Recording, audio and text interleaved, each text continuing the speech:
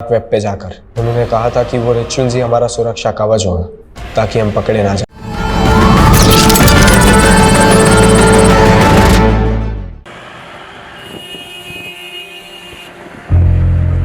उनकी उम्मीदें तोड़ना बहुत पेनफुल होता है, जो हमें अपनी आखिरी उम्मीद मान लेते हैं। लेकिन कई बार हम टूटी उम्मीदों को जोड़ने के लिए एक फसाना बुन लेते हैं। हमें लगता है कि झूठ के पीछे भलाई छुपी हो तो बोलने में क्या हर्ज है। कहाँ खो गई दीदी? हम बुरे हैं क्या सुमित? काहे अपने आप को डिमोरलाइज कर रही हो? Richa Mishra is the best. सिर्फ तुम्हारी नजरों में। दुनिया ने अब तक आपको जाना कहाँ है? देखना, एक दिन आप डॉक्टर ही नहीं, बहुत अच्छी सिंगर भी बनिएगा।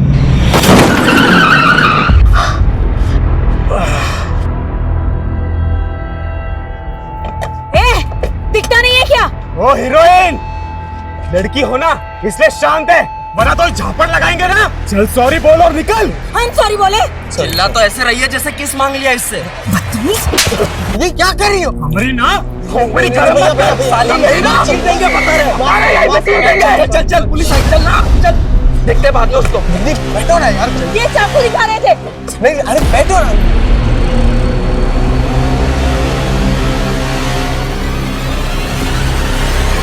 कहाँ उन मवालियों की मुंह लग रही थी? उन्होंने हमसे बदतमीजी की। अरे उनका तो काम ही वही है, जुआरे है वो लोग। पीछे कंपनी बाग में इतना बड़ा ग्रुप है उन लोगों का। ये तो हवलदार आ गया, वरना 2 मिनट में पूरा गैंग खड़ा कर देते। हम ना फ्रस्ट्रेट हो चुके हैं सुमित, कुछ सही नहीं हो रहा है हमारे साथ। शांत हो जाइए दीदी, सब ठीक हो जाएगा। पहले तो अपना हुलिया सुधारिए, घर पे सब वेट कर रहे हैं आपका।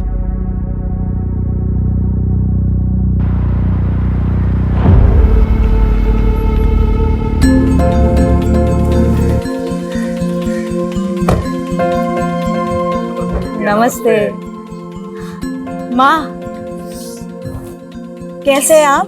हम अच्छे हैं, तुम कैसी हो? हम भी ठीक है। वेलकम हो बेटा, वेलकम। कैसे हैं पापा? हम बहुत अच्छे हैं। ये क्या, आपने फिर से शर्ट के बटन ऊपर नीचे लगा लिए? अरे माँ बाप ही मिलते रहोगे या अपने बुआ को भी मिलने दोगे रिचा से? नमस्ते बुआ। सिर्फ नमस्ते? चाइना से क्या लाई हो हमारे लिए? सॉरी बुआ, हमको तो लगा आपको चाइना का माल पसंद ही नहीं है। आओ बेटा अंदर चलो। हाँ चलो। आज हमको बहुत ही गर्व महसूस हो रहा है कि हमारी बेटी चाइना से डॉक्टरेट करके वापस हिंदुस्तान आ गई। अब हम सब लोग इसको ऑफिशियली तौर पर डॉक्टर ऋचा मिश्रा कह सकते हैं। ये सब तो ठीक है संजीव, लेकिन हमारे मन में एक शंका है। कैसी शंका दीदी? ये जो डॉक्टर की डिग्री रीचा लाई है ना चाइना से, वो भी कहीं चाइना के माल की तरह फर्जी तो नहीं है? बुआ, आप तो 10वीं तक पढ़ी है, आपको डॉक्टर के स्पेलिंग के आगे तो कुछ आता भी नहीं होगा ना? ए बेटा, ऐसा नहीं बोलते, बड़ी है ना, बुआ है। बुआ है तो क्या हुआ, इनको भी तो सीखना चाहिए ना उस दोहे से। बड़ा हुआ तो क्या हुआ, जैसे पेड़ खजूर, पंथी को छाया नहीं, फल लागे अति दूर।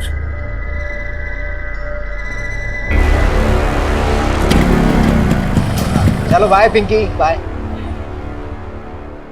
अरे काहे अब तक मुंह लटकाए बैठी है? हाँ, अरे हम बुआ भतीजे में तो ऐसे चलते रहता है। संजीव तुम टेंशन मत लो, हम जानते हैं ना, बिल्कुल अपनी माँ पे गई है। क्यों डॉक्टर रीचा? Good night.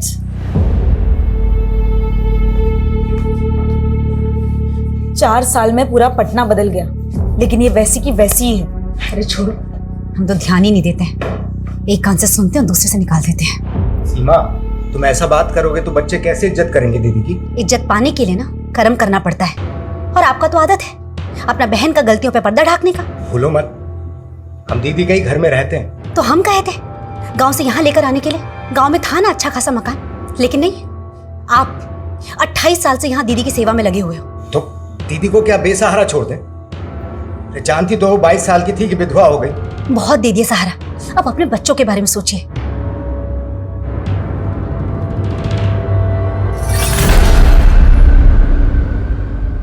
यार वही 28 साल पुरानी कहानी फिर से? ये बुआ जी को तो झेलना ही पड़ेगा। बस जो सोच के आया ना वो ठीक से हो जाए। बाकी सब तो देख लेंगे।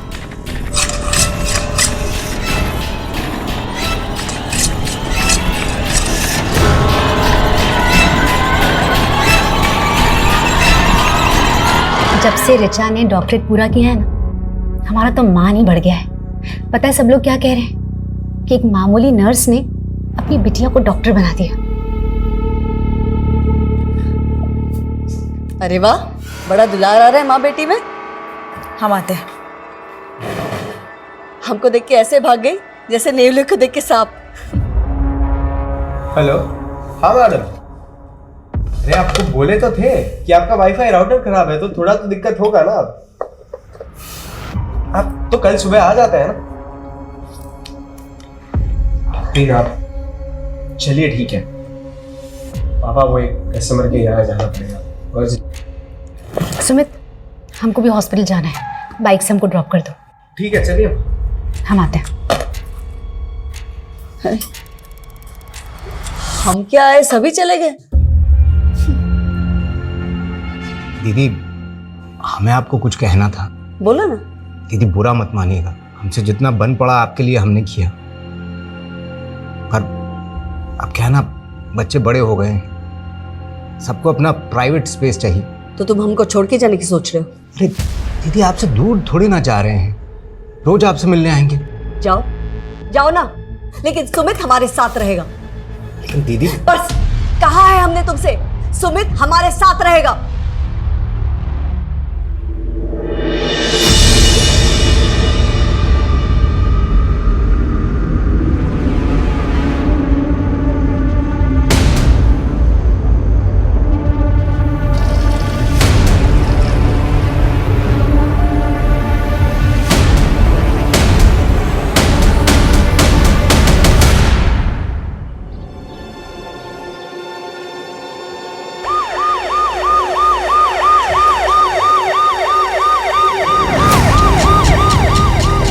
आइए sir.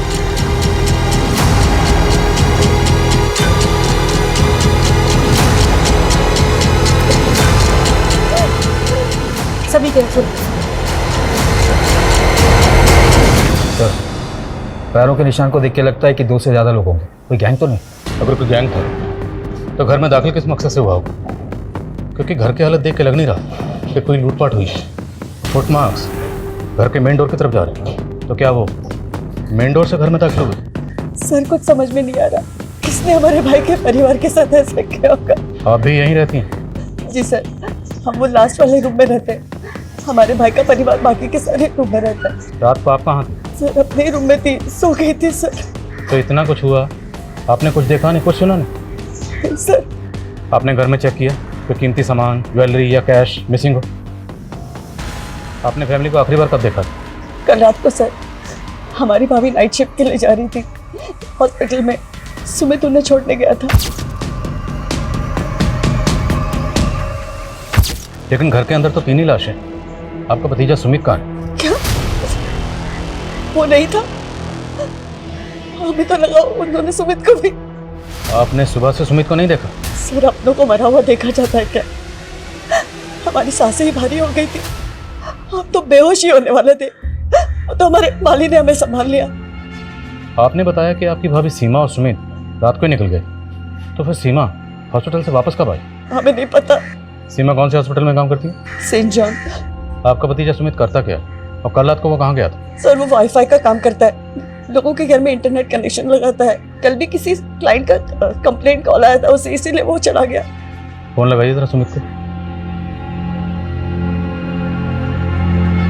The number you are trying to call is currently switched off. Please try again later. Switch off आ रहा है। सर, हमें सर हमने सुमित की माँ के हॉस्पिटल में चेक किया। सुमित ने अपनी माँ को वहाँ रात 9 बजे ड्रॉप किया था, लेकिन उसकी माँ रात को 1 बजे अचानक नाइट शिफ्ट बीच में छोड़कर चली गई। क्यों? सर सीमा की कलीग का कहना है कि उसके घर से एक इमरजेंसी कॉल आया था और ये कॉल उसके हस्बैंड का था। ऐसी क्या इमरजेंसी थी? सर क्राइम सीन पर किसी भी विक्टिम के फोन भी नहीं मिले। समझ में नहीं आ रहा है कि संजीव ने सीमा को कॉल क्यों किया था रात 1 बजे। उस रात सुमित को भी उसके किसी कस्टमर ने कॉल किया था ना? हाँ सर, उस कस्टमर से भी बात हुई थी। उसने बताया कि सुमित रात 11 बजे अपना काम खत्म करके वहाँ से चला गया। तो क्या उसके बाद सुमित घर वापस आया होगा? सर सर मैंने सुमित के बारे में इन्फॉर्मेशन निकाली तो पता चला मुरारी नगर थाने में 2 साल पहले उस पर अबैटमेंट ऑफ सुसाइड का केस फाइल हुआ है। सर 2 साल पहले की बात है। शंकर नाम के एक आदमी का भी इंटरनेट कनेक्शन का बिजनेस था। उसके छोटे भाई संकेत ने सुसाइड किया था। सुमित पर आरोप था कि उसने शंकर के क्लाइंट्स हथियाने शुरू कर दिए थे। इसी वजह से उन्हें बहुत नुकसान हो रहा था और इसीलिए संकेत ने सुसाइड कर लिया। सर केस में कुछ दम नहीं था, इसीलिए सुमित बरी हो गया था।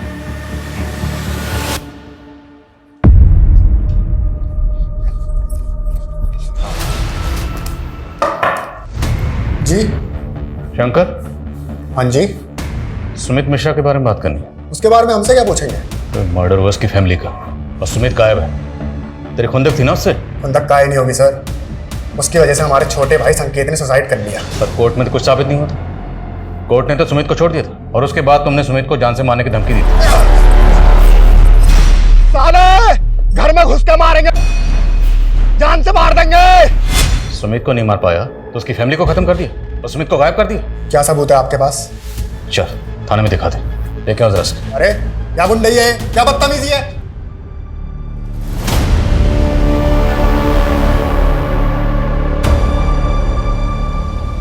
लाइए मैडम, हम साफ कर देते हैं। चुप रहो तुम, किसी काम के नहीं रहे। जरा सा भाव क्या दे दिया, सारे काम अधूरे छोड़ रहे हो। 2 दिन से पौधों को पानी दिया? मैडम यहाँ पे डेथ हुआ था तो हमने सोचा कि तुमको मालूम है पौधे जब मरते हैं ना तो गाली देते हैं। अब क्या होगी, हाय दिलवाओगे? अरे देख क्या रहो, जाओ ना पानी दो।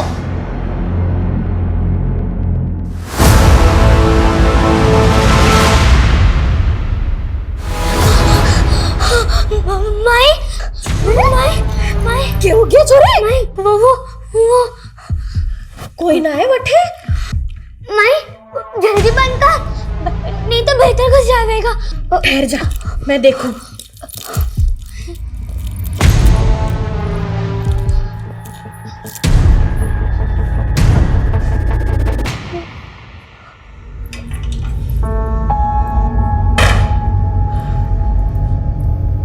कुछ ना है छोरी, हरा भरा में है। माई बहुत दूर है वो, मार डालेगा मारे को। कुछ ना होगा लाडू, चिंता मत कर। थारी माई है ना, कुछ ना होगा थारे को। ये संजीव मिश्रा प्रोफेसर था, 1 साल पहले रिटायर हुआ। उसकी बीवी 20 साल से वर्किंग वुमेन थी, तो दोनों मियाँ बीवी के मिला के अच्छी खासी इनकम होगी। फिर भी ये दोनों संजीव की बहन के घर पे रह रहे थे, जबकि पटना में खुद का घर है, लेकिन वो घर इन्होंने किराए पे दे रखा।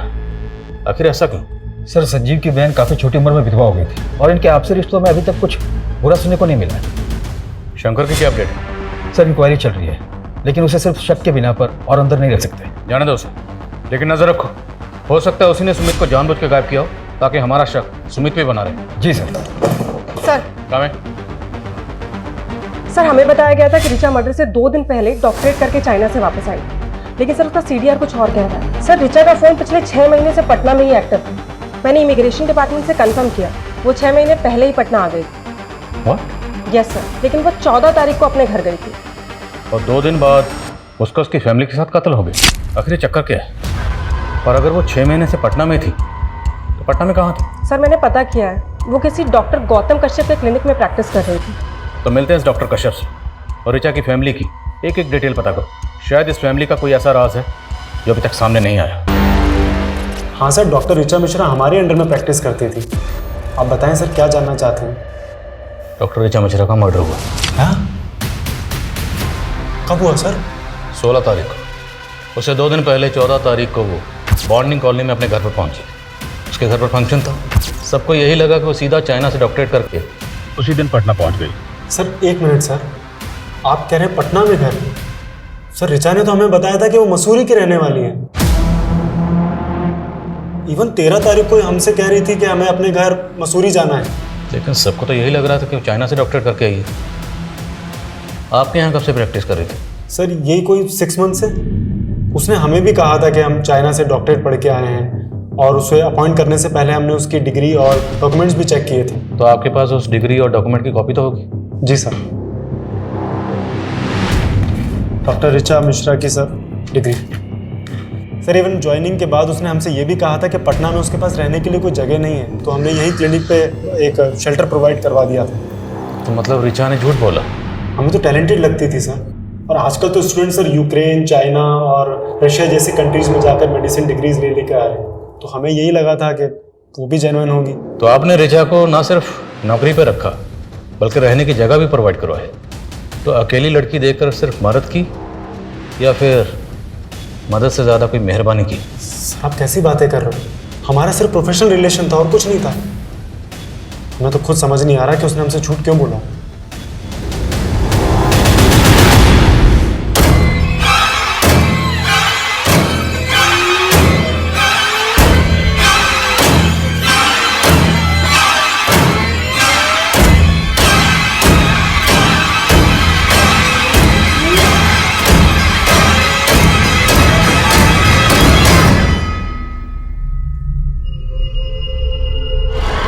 सर इतना तो क्लियर है कि 4 साल पहले रिचा ने चाइना के इसी इंस्टीट्यूट में एडमिशन लिया था और वो 3 साल तक वहीं पढ़ रही थी। लेकिन सवाल ये है कि अगर रिचा पिछले 6 महीने से पटना में रह रही थी तो पिछले 6 महीने से अपने माँ बाप से दूर क्यों रह रही थी, वो भी माँ बाप को बिना बताए? 14 तारीख को रिचा अपने माँ बाप के पास आई और 16 तारीख से रिचा का भाई सुमित गायब है। वो कहाँ गायब है कुछ पता नहीं चल रहा। सर रिचा की बुआ के मुताबिक 14 तारीख को सुमित ही रिचा को एयरपोर्ट से लेकर आया था। तो मुमकिन है कि सुमित जानता होगा कि रिचा पिछले 6 महीने से पटना में थी। सर पोस्टमार्टम रिपोर्ट के मुताबिक ये सारे मर्डर्स उस रात 3 से 6 बजे के बीच में हुए थे और सुमित को आखिरी बार उसके कस्टमर के घर देखा गया था रात को 11 बजे। उसके बाद वो कहाँ गया कोई ट्रेस नहीं मिल रहा है। और पोस्टमार्टम रिपोर्ट के मुताबिक मर्डर वेपन क्या रहा होगा? सर पोस्टमार्टम डॉक्टर का कहना है कि संजीव और सीमा की बॉडी पे जिस तरह के जख्म मिले वो कोई यू शेप का धारदार हथियार होगा। यू शेप धारदार हथियार क्या होगा? सर हम रिचा के मूवमेंट चेक कर रहे थे तो एक ट्रैफिक पुलिस से इन्फॉर्मेशन मिली है 14 तारीख को रिचा और उसके भाई की गाड़ी 2 बाइकर से टकराई। सर उन दोनों लड़कों ने रिचा और उसके भाई पे हमला करने की कोशिश भी की। सर ट्रैफिक पुलिस ने उन दोनों लड़कों का पता लगा लिया था लेकिन रिचा और उसके भाई ने गवाही देने से मना कर दिया, इसलिए कोई केस ही नहीं बना। वो दोनों लड़के कौन थे?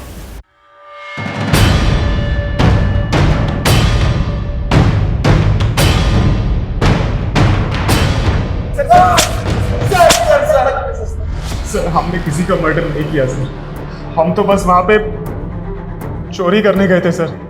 चोरी करने गए थे? हाँ सर, वो भी उस लड़की के कहने पे। कौन लड़के? रिचा, वो डॉक्टर।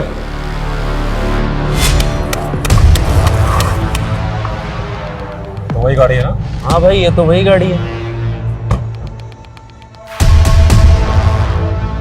तू क्या क्या कर रही है? तुमसे दोस्ती करने आए हैं। दोस्ती? हमारा एक काम करोगे? उस काम के लिए हम तुम्हें पैसे भी देंगे। सर उसने बोला था कि 16 तारीख की रात को उसके घर पे जाकर सोने और कैश के साथ साथ उसकी डॉक्टर की डिग्री भी चोरी कर लेनी। लेकिन सर हम जब वहां पहुंचे तो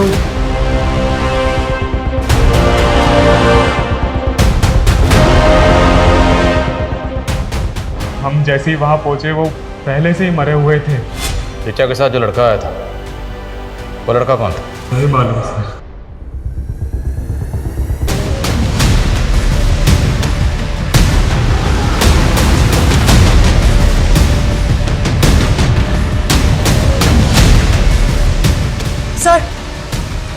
सर ये देखिए।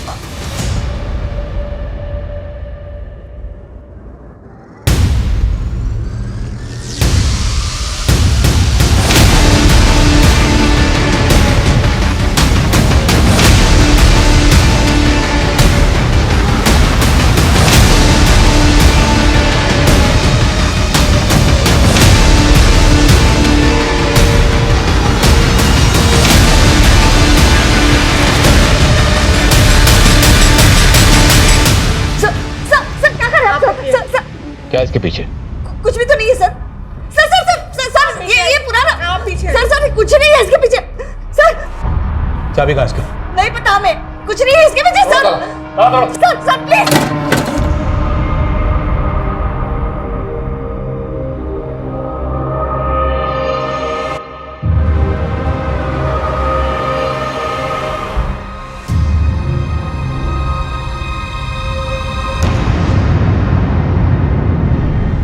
पता सर वो कंकाल उस कमरे में कैसे आया। सच बोल रहे हैं आप? कैसे नहीं जानते? जिस घर में 3-3 मर्डर हुए हैं उसी में कंकाल मिला, और वो भी उस कमरे में जो पीछे से जाकर बिल्कुल तुम्हारे कमरे से जुड़ता है। उस कमरे का जो दरवाजा है अलमारी लगा के उसे छुपाया क्यों गया? सर वो कमरा जो है ना 20-25 साल से ऐसे ही है, वास्तुदोष है उस कमरे में। 20-25 साल? और 20-25 साल पहले ही तुम्हारे पति की मौत हुई थी। कहीं वो कंकाल तुम्हारे पति का तो नहीं? क्या बोल रहे हैं सर? हमारे पति जो है ना दमे से मरे थे और हमने उनका ठीक तरह से अंतिम संस्कार किए थे। तो अब ठीक से बताओ उस कंकाल की कहानी क्या है, किसका है और उसे वहां कौन लाया? हमें तो लगता है ना ये सब जो है ना रीचा ने किया है। मेडिकल किट किया है ना, उसी ने रखा होगा वो कंकाल उधर। वो सिर्फ 2 दिन पहले घर आई थी। सर वो थी तो पटना में ना, आप ही बोले थे। सर हम कह रहे हैं आपको ये सब उसी का करा धरा है, उसी ने पूरे परिवार को व्यस्त कर दिया। परिवार? सुमित को लेकर पॉजिटिव थे ना, और शायद ये बात तुम्हारे भाई और भाभी को पसंद नहीं थी, इसलिए भाई भाभी भतीजी सब मर गए और शायद सुमित जिंदा, और शायद सुमित को तुमने कहीं गायब किया। कब से इल्जाम लगाए जा रहे हैं आप? छोटी उम्र में हमारे पति मर गए, विधवा हो गए, इसका मतलब कातिल नहीं है अब और कुछ भी टॉर्चर करेंगे ना तो बहुत तकलीफ हो रही है हमें। सोनल हॉस्पिटल लेकर। सर जय और प्रदीप ने इस लड़के की स्केच बनवाई है जो कि उस रिचा के साथ। सर मैंने रिचा के सीडीआर को भी चेक किया, उसमें एक नितिन नाम के लड़के का नंबर मिला। सर ये नितिन की फोटो है और ये स्केच दोनों मैच कर रही है। जय और प्रदीप ने भी कंफर्म किया कि यही वो लड़का था जो कि उस दिन रिचा के साथ। हाँ सर हमने रिचा को पहले ही कहा था कि उन लड़कों से ऊटपटांग काम ना करवाए, पर उसने एक नहीं सुनी। और सर सच बताए तो हम उसके साथ जाना भी नहीं चाहते थे, पर उन लड़कों से उसे अकेले बात करने में बहुत डर लग रहा था, इसलिए हमें जाना पड़ा। तो जानता था ना कि रिचा ने उन दोनों को, प्रदीप और जय को, घर पे बुलाया था? सर सच बता रहे हैं, हम कुछ नहीं जानते। तुझे पता था ना कि रिचा चाइना से पटना वापस आ गई, तो उसने फेक डिग्री बनवाई। कहाँ से बनवाई थी? तुमने मदद की थी? नहीं सर, हम तो पहले से रिचा के इस कदम के खिलाफ थे, पर वो बहुत प्रेशर में आ गई थी क्योंकि वो फेल हो गई थी। सर रिचा ने अपने फैमिली प्रेशर में आके कभी कोई सही डिसीजन लिया ही नहीं। उसे तो हमेशा यही डर लगा रहता था कि गलती से अगर उसकी फेक डिग्री पकड़ी गई तो उल्टा और फंस जाएगी, इसलिए वो उसे चोरी करवा के टेंशन फ्री होना चाहती थी। Tension free? उसी फेक डिग्री को दिखाकर वो डॉक्टर के यहाँ प्रैक्टिस कर रही थी। आई नो सर, पर किसने किया, कब किया, क्यों किया, उसके पेरेंट्स का किसने खून किया, सर हमें कुछ नहीं पता। रिचा का भाई सुमित कहाँ है ये तो जानता होगा ना? सर हम कुछ नहीं जानते, हम सच बता रहे हैं।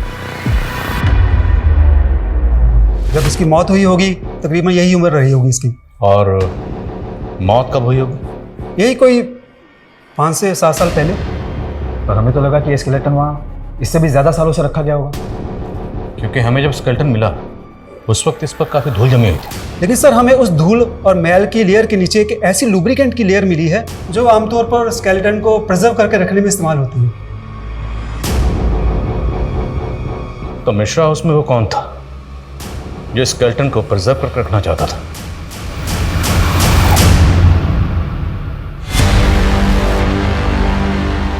सर भले ही स्केलेटन को प्रिजर्व करके रखा जा रहा था, लेकिन किसी आम आदमी के लिए स्केलेटन का इंतजाम करना इतना आसान काम नहीं है।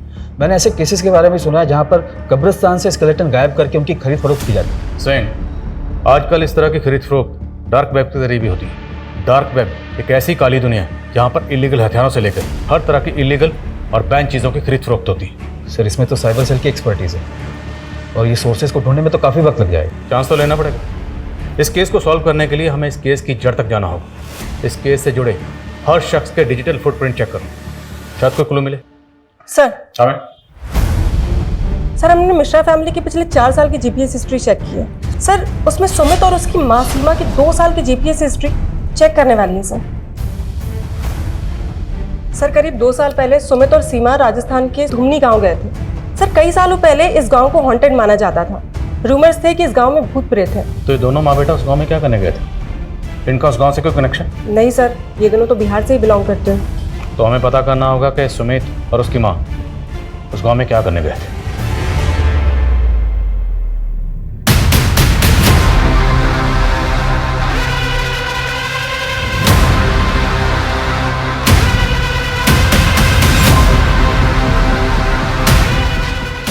सर ये सरपंच की माँ है। सीमा और सुमित को इन्होंने आइडेंटिफाई किया। प्रणाम माता जी। सब मारे को अच्छे से याद है। वो छोरा और उसकी माँ यहाँ मारे को मिलने आए थे। माँ जी, गोमांती और लोमानी कहाँ रहते हैं बता पाएंगी तो? अठेरे। धन्यवाद। गोमंती और लामनी? हाँ साहब, वही गोमंती और लामनी जिनका भूत 50 साल से फिरे हुए हैं। बड़ी अच्छी बेटा थी बेचारी माँ बेटी वैद्य जो कह लो, लेकिन गांव वालों को लगता था कि गोमंती काला जादू करती थी और फिर गांव में कुछ लोगों ने उनको मार दिया और उनकी आत्मा भटक गई। सर 50 साल पुरानी माँ बेटी की मर्डर की कहानी जो कि काला जादू करते थे। भला सुमित और उसकी माँ इस कहानी को इतने डिटेल में जानने के लिए इंटरेस्टेड क्यों होंगे? अगर देखा जाए तो इंटरनेट पे इस घटना के बारे में पूरी जानकारी होगी, फिर भी सुमित और उसकी माँ इस घटना के बारे में जानने के लिए पर्सनली इस गांव में आए, और वो भी इतने ब्रूटल तरीके से। सर इस क्राइम का ना ही कोई मोटिव समझ में आ रहा है और ना ही ये कि ये किया किसने। आई थिंक वो शायद इसलिए क्योंकि अभी तक हम इस केस को रेगुलर तरीके से इन्वेस्टिगेट करते आ रहे हैं। क्यों ना हम इस केस को देखने का नजरिया बदलें। नजरिया बदलेंगे तो तहकीकात बदलेगी और तब शायद कोई क्लू हाथ लगे।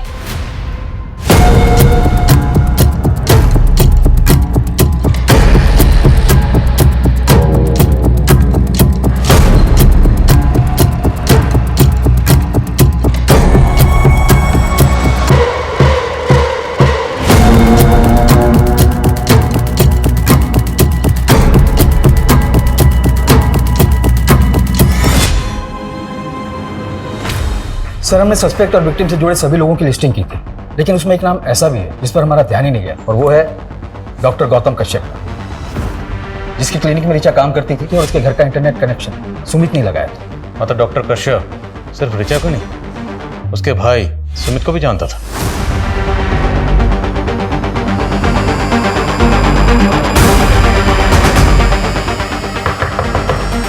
डॉक्टर कश्यप, डॉक्टर कश्यप,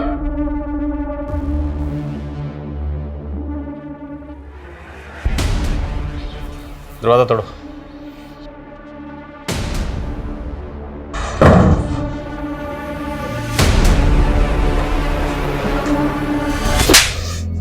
तुमने सुमित को फालतू कहानियां सुना के सुमित को हासिल करने के लिए तूने उसकी पूरी फैमिली खत्म कर दी। सिर्फ हमने ही नहीं, हमारे बेटी ने भी हमारा साथ दिया। जिन 3 लोगों ने 50 साल पहले हमें मारा था, हमने उन्हें मारकर अपना बदला पूरा किया है। गोमांती यानी हम और लामानी यानी तुम। ठीक 50 साल पहले 11 मई को हम दोनों मरे थे, और जिस दिन हम मरे थे उस दिन पूर्वा फाल्गुनी नक्षत्र था, और जिस दिन हम पैदा हुए उस दिन भी पूर्वा फाल्गुनी नक्षत्र ही था। और कमाल की बात यह है कि जिस दिन तुम पैदा हुए उस दिन भी पूर्वा फाल्गुनी नक्षत्र ही था।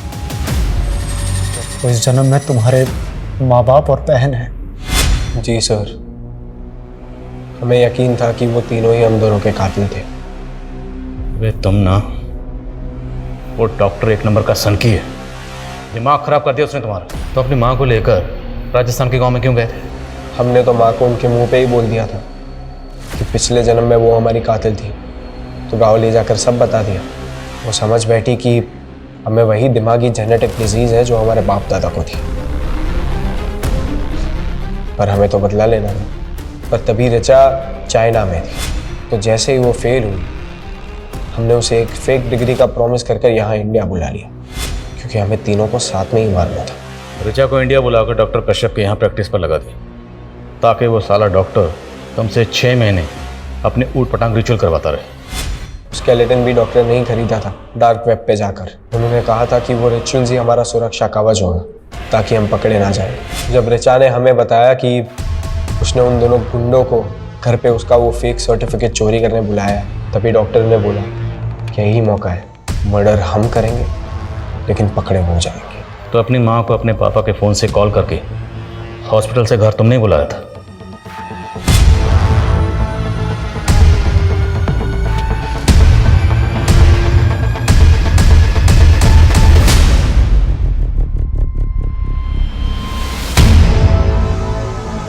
मार सोच क्या रहा है? हमारे कातिल हैं ये। मार के बाद सुमित अपनी याददाश्त भूलने लगा। अगर कहीं भाग जाता तो, इसलिए हमने उसे कैद कर लिया। हम उसे बार बार याद दिलाते हैं कि हम उसकी माँ हैं और वो हमारी बेटी। सनकी, तूने अपने पागलपन के चक्कर में एक पूरी फैमिली को खत्म कर दिया। एक बच्चे को ऊट पटांग पास सुनाकर उसका पूरा फ्यूचर बर्बाद कर दिया तूने।